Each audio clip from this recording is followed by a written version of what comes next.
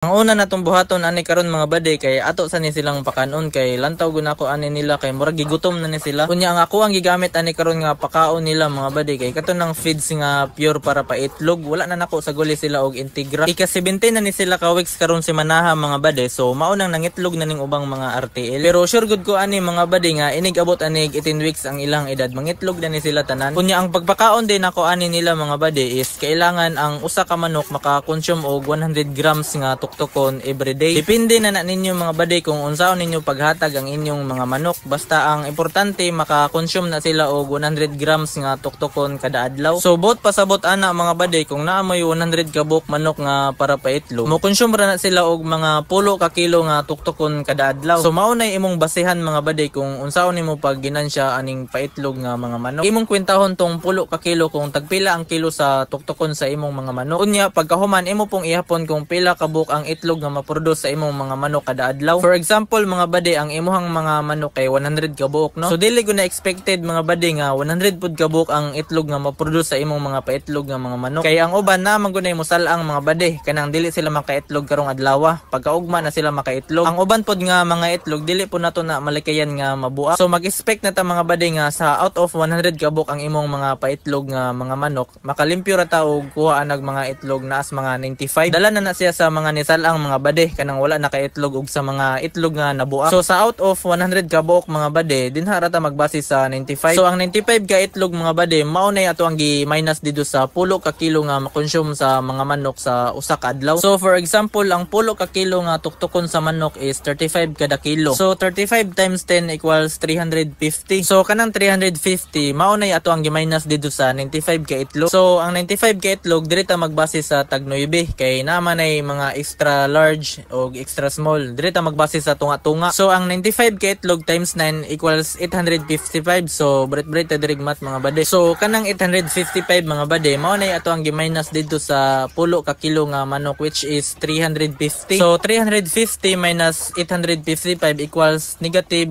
505. So bot pasabot mga bade ang negative mahimo na siyang positive kay mas dako man ang ato ang income kaysa puhunan. Ang puhunan is 350 which is 10 ka kilo nga tuktukon. Unya ang halin is 855 which is 25 ka itlog tag 9. So natay ginansya nga 505 kada adlaw sa 100 ka buok nga paitlog nato nga mga manok. Puhunan is 350 which is 10 ka kilo nga tuktukon. Unya ang halin is 855 which is 25 ka itlog tag 9.